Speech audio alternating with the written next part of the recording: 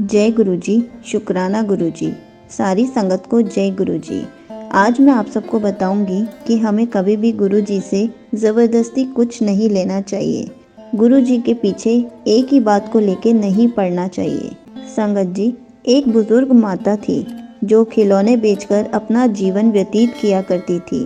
वह रोज़ खिलौने का टोकरा लेती और एक छोटा सा चिड़िया का पंख भी लेती और खिलौने बेचने चल पड़ती। जहाँ कहीं भी दो रास्ते आते या चौराहा आता तो यह जानने के लिए कि आज किस रास्ते पे जाना है, किस गांव जाना है, वह छोटा पंख निकालती और उसे ऊपर हवा में उछालती। पंख जिस ओर गिरता उसी ओर वह अपना सामान लेकर बेचने चल दिया करती। इस रीति से वो पंख के गिरने को ऊपर वाले की मर्जी मानकर अपना रास्ता तय किया करती थी। परंतु एक दिन वह बहुत देर से पंख को ऊपर फेंक रही थी और बड़ी ही परेशान सी दिख रही थी। वो बार बार पंख उठाती, कुछ मन ही मन में बड़बड़ाती और फिर पंख को हवा में उछालती, परंतु आगे नहीं बढ़ती। यह सब दूर से एक आदमी देख रहा था जो इस बुजुर्ग माता के विषय में जानता था। वह उस महिला से पास आकर कहा, माता जी, क्या कर रही हो? मैं बहुत देर से देख रहा हूँ, आप आगे नहीं बढ़ रही हैं। मैं कुछ मदद कर सकता हूँ क्या? उस बुजुर्ग महिला का जवाब बड़ा ही रोचक था।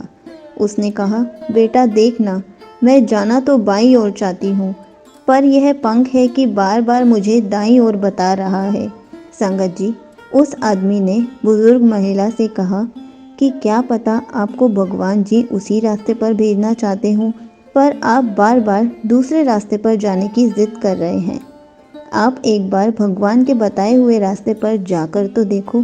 संगत जी, बहुत बार हम भी अपने मन में ठान लेते हैं कि हमें यही चीज़ चाहिए और फिर परमेश्वर के पास उपवास और प्रार्थना में जाकर बार बार कहते हैं कि गुरु जी, हमें यही चाहिए, हमें तो यही चीज़ पर आपकी मर्ज़ी पूरी चाहिए और कुछ भी उसके लिए कर सकते हैं, पर हमें हमारी इच्छा पूरी ही करनी होती है।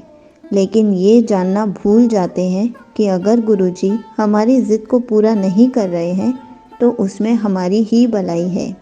हो सकता है हम जो बार बार मांग रहे हैं उसमें हमारा नुकसान हो, इसलिए गुरुजी हमें ना दे रहे हो। बस हम समझ ही नहीं पाते और एक विष के पीछे ही पड़ जाते हैं। संगत जी, इसलिए कहा जाता है कि हमें गुरु जी के पीछे नहीं पड़ना है, एक ही चीज़ को बार बार नहीं मांगना है। जय गुरु जी, शुक्राना गुरु जी।